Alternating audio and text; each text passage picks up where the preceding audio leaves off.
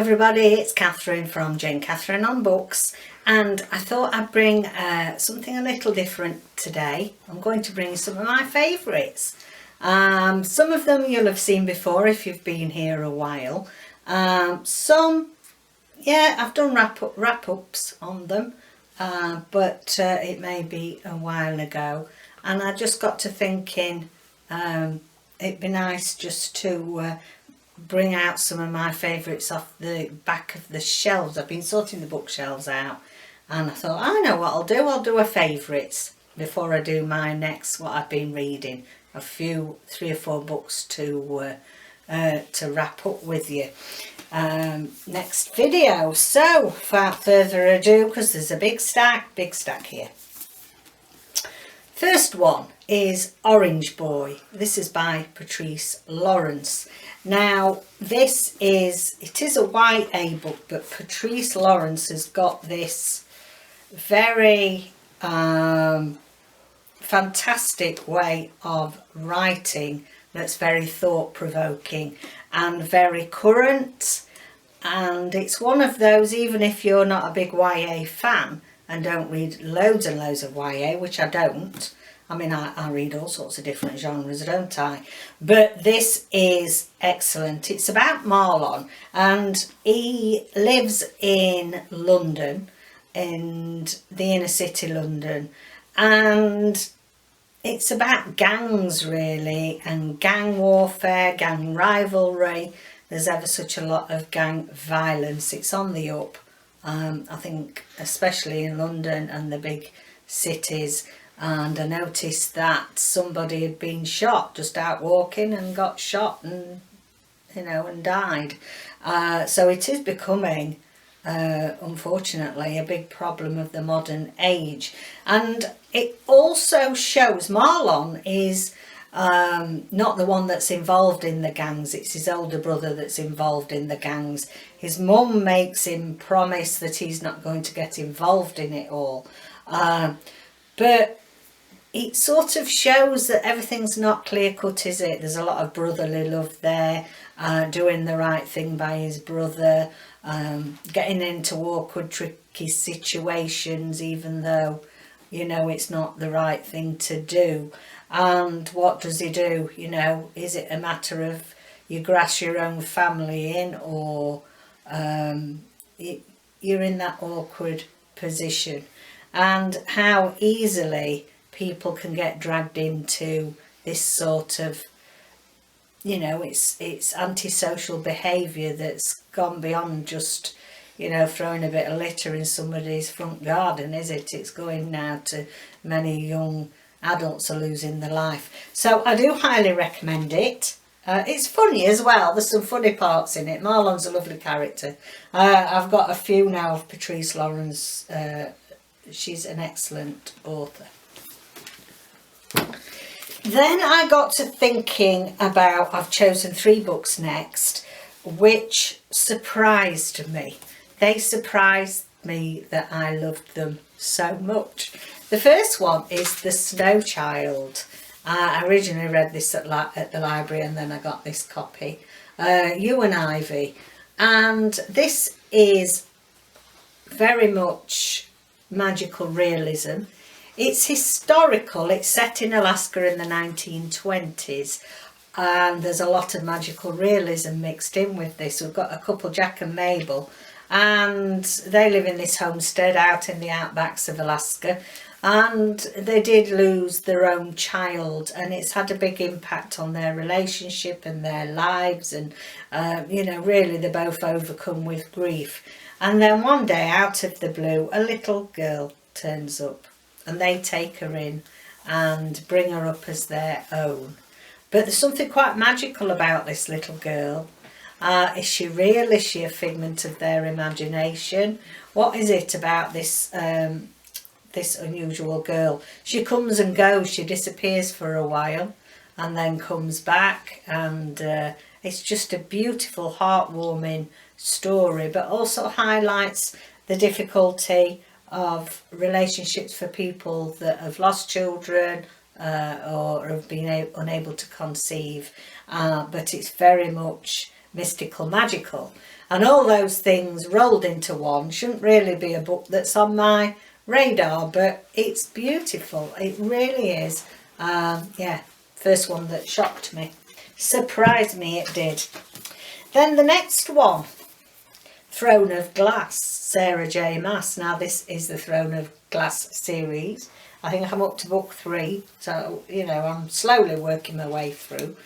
And, you know, most of you will know that I am not a big reader of, I don't like science fiction, I don't like space operas, that sort of thing. And I'm not a big fantasy reader.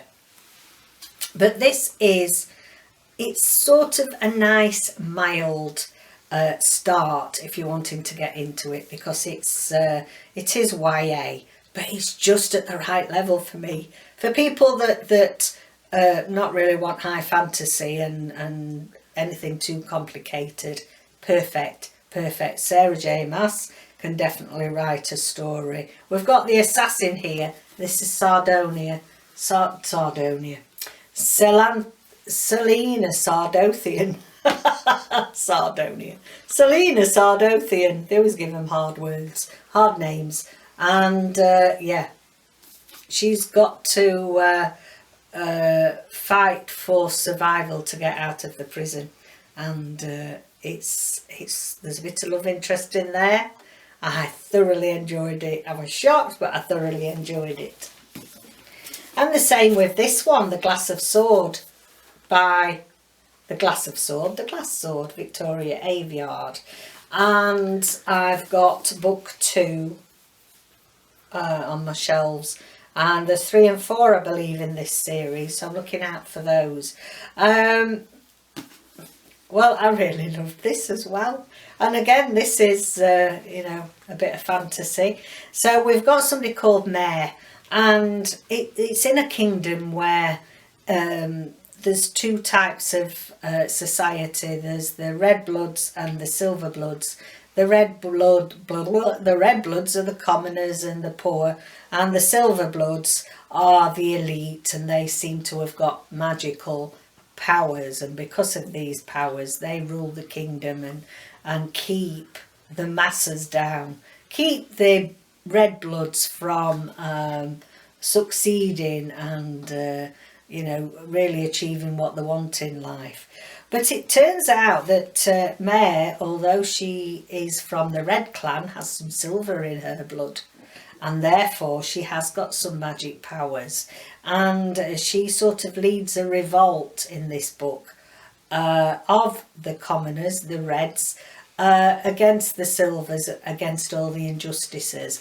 And there's, you know, although it's a mystery series, there's a lot of really good strong representation of you know, class systems and good versus evil, that sort of thing. So I highly recommend that series.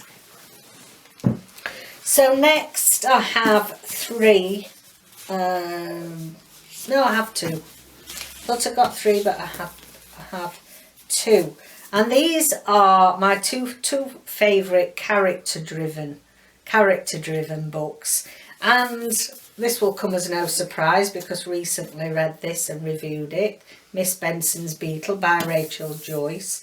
And oh, Rachel Joyce is just fantastic, and I say this over and over again. She's excellent at characterizations, of really drawing a character, giving it some depth, some realistic sides, so that you know, you can recognise anybody in her characters. Miss Benson, again, it's about people that don't fit in. It's about loneliness. It's about sticking up for what you feel is right. It's also about following your dreams. You know, if you've got a dream, follow it. You know, you do what you want to do and follow it. Doesn't matter what anybody else says. And also, there's a brief look at domestic violence in this, and about looking at being non-judgmental about domestic violence for the victims. You know, we hear many cases where after years and years of abuse, physical and mental abuse, you know, some wives, even husbands, because it's not just the wives that are abused, lash out, and sometimes people get murdered, etc. And it's a lot more complex than good versus evil, is it? It's what drives you. That's a small sideline to this, but this story, but nevertheless it's there in the background, and it's just beautiful. They go on this pilgrimage, two unlikely characters. She's got an assistant with her, Miss Petty, that you don't expect to form a friendship and a bond between the two, but you do. So I highly recommend that. So yeah, I've done that recently. Now the other one, Eleanor Oliphant is Completely Fine by Gail Honeyman, and I just adored this book. I enjoyed. I got some dodgy papers in this one. Wasn't missing, but yeah, dodgy paper. Eleanor Oliphant, again, I put her in the same category as Miss Benson, the lonely single women that really don't fit in. You know, they're quite marginalised. They're not with the in crowd. They don't dress up, wear makeup, go to pubs and clubs and all what, you know, things that happen in the average lives of many people. And also, I think she is on the spectrum. I think she does have some autistic tendencies, and it's just so heartwarming. She forms a friendship with somebody from work, a chap from work, who also doesn't fit in. He's a bit of a computer geek, and they all think he's a bit strange because, you know, he's very committed to his work and his computers and everything around it. And they form this lovely friendship, and yeah, had a lot of hype a few years ago. If you haven't read it, you need to. Sorry, I'm bending, put them on the floor. Then the last few, sort of give you all the feels, emotion. I've picked these because the emotion that they brought out in me. So the Song for Issy Bradley by Carys Bray, and this is a very thought-provoking story about a family. They are of the Mormon faith, and there is a death in the family, and everybody's grieving in a different way. So you really get to know all the characters in this. The father is a Mormon bishop. We've got the wife and 3 children. I think it's 3 children. Let me have a look because I've written the names down because I'd forgotten. Alma, Zippy and 7-year-old Jacob. So they're all grieving in their own way, and it's quite difficult because we have Mr. Bradley, who's very much the patriarch of the family, and very much the leader. He guides the family, is very strict that they follow the principles of the Mormon faith, and it really gives you an insight into how different faiths react and deal with grief, I feel. You know, because sometimes it's due to the customs and traditions, and I used to see that a lot with nursing. You know, when I first started nursing in the late 70s, I did my training in Sheffield, very multicultural place, where many parts of the UK in the 70s weren't multicultural areas, and it was a good learning curve for me in nursing because there were many different traditions, even how they wanted, you know, loved ones to be laid out when they died, all that sort of thing. It's you know, different faiths handle death and grieving in different ways. And also it makes you think, is that the whole argument of is it correct to put that faith onto your children at a younger age? Is, you know, some would argue, I'm playing devil's advocate here, that is that doing them more harm than good, making them react to what's happening within a family and the grief in a certain way, which at times felt quite remote and quite cold to me. So thoroughly interesting book, very thought-provoking.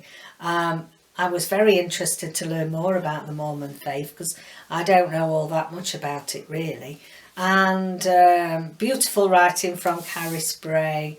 Just a lovely book. I highly recommend it. Then the next few are from First and Second World War, and also a couple from more recent wars, tragedies that in my lifetime. And so the first one is the Bone Sparrow. This is Zana Fraillon. This is just one of my favourite books of all time. It really did make me cry.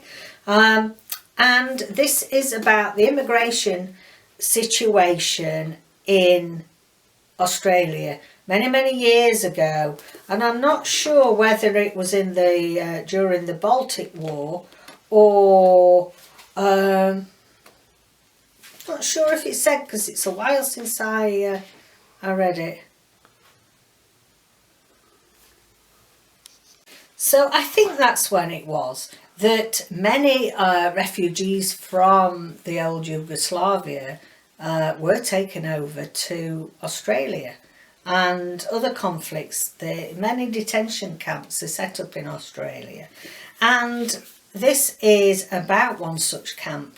And little Subby is a refugee, and he was actually born in this immigration centre, so you know his family's been there a long time, and this is his story. And also a friendship. He meets a young girl called Ginny, and it's the friendship. She is on the outside, he's on the inside, and it really is thought-provoking. You know, this is in our lifetime, it's still happening now. Not everybody, not all immigrants are treated fairly, are all treated fine. It's just such a heartwarming story that never leaves you. It never leaves you. And there's something in here, because she does a lot of work for Amnesty International, does this author, and I want to read you, there's a quote at the beginning, and she's put, "To those who refuse to be blinded by the glare or deafened by the hush, who are brave enough to question and curious enough to explore, to those who will not forget, you will make a difference, and to the rest of us, so that we may learn how." And it's really just to raise awareness that at the end of the day, you know, human kindness, people that are in these camps, people that are being displaced by war or whatever, are human beings the same as us. And looking at it through the eyes of this young boy and a little girl the same age as him on the outside of this fence, very thought-provoking, beautiful, never forget it. And then another one which I think I must have just read last year, A Watermelon, a Fish and a Bible. And this is by Christy Lefteri, I think that's how it's said. This is the author, same author that wrote The Bookkeeper of Aleppo. Now this is based in 1974. And in 1974, dare I say, I was 14 years old. So this is a conflict that took place in Cyprus. And I think that if you're a lot younger than I am, you won't know that this conflict, this war, happened in Cyprus. You know, people go to Cyprus for the holidays now and probably not aware at all that such this awful conflict between the Turkish side and the Greek side of Cyprus was horrendous. Horrendous. There was a lot of war crimes happening, and this is, it's a beautiful story of a young woman that was, you know, thrown into, you know, living an ordinary life like you or I, in the back garden, doing the garden and cooking meals and looking after the children. And there's a small little community that's thrown into this war, and it's their story. Also, we go to present day with the thoughts and memoir, is a way. He's looking back, this old soldier's looking back on his time on Cyprus, and you sort of got that side of things as well. It's exceptionally well written, it's beautiful. I do highly recommend it. I do know quite a lot about this situation there because my sons, their father was in the forces and was involved in the peacekeeping after this conflict was nearing its end, but still going on. And you know, I know from first hand how that affected somebody, and never mind the people that live there and were suddenly dragged from their homes. So I do highly recommend this. I think this is beautiful, and everybody should read it. Next three are actually, we'll do the First World War one. This is one of my favourite World War One, the Great War books of all time, and this is by Sebastian Faulks, and it's Birdsong. Oh, goodness me, this is a book that never leaves you as well. So this is set before and during the Great War, and it says Birdsong captures the drama of that era on both a national and personal scale. It is the story of Stephen, a young Englishman who arrives in Amiens in 1910. Over the course of the novel, he suffers a series of traumatic experiences, from the clandestine love affair that tears apart the family with whom he lives, to the unprecedented experience of the war itself. And yeah, it's very informative, it's very thought-provoking, it's you can understand how love affairs took place in its time in the war. You know, when you've got these young men, and even, you know, people that were married or whatever, never knew they were going to live another day out there, and therefore one could argue that everybody needed a bit of human comfort when they were in such traumatic circumstances. So there's loads of things that you can discuss about this book, and people not necessarily want to discuss it. They're not all in book clubs or whatever, but I think within ourselves we like a book to give us food for thought, I think. So this is beautiful, highly recommend it. And then this little book, The Crooked Heart by Lissa Evans. This is gorgeous. This is in the Second World War, and it's a touching book about Noel, who is evacuated. He's aged 10, he lives in London. The children in London, because of the Blitz, needed to be evacuated out to the countryside or safer places, and he gets evacuated and he ends up in the home of, what's her name, Vera Sedge.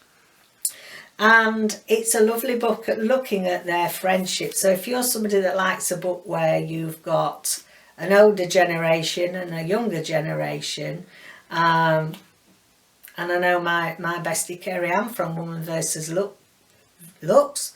Yes, Woman versus books even, Kerry Ann. She loves books like that with different multi-generations, old and young. There's the wisdom and the experience of the old, and there's fresh and the vibrancy. Anyway, this book, you start to think, well, goodness me, he's gone there for his safety. Is it really safe? Because she's a bit of a character, is our Vera.